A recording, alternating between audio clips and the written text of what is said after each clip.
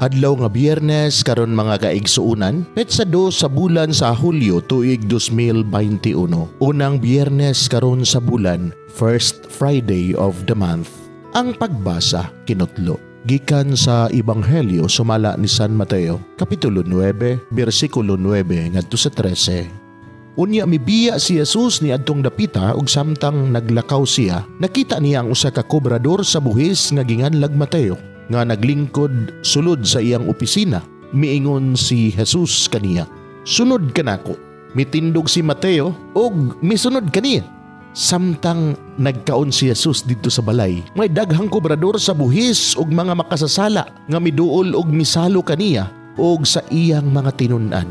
Nakakita niini ang pipila ka Pariseo ug miingon sila sa iyang mga tinun-an, "Nganong nakigsalo man ang inyong magtutudlo sa mga kobrador sa buhis o sa mga makasasala?" Nakadungog si Jesus kanila ug mitubag, "Ang mga tao nga walay sakit, wala magkinahanglag doktor, kung dili ang masakiton ra.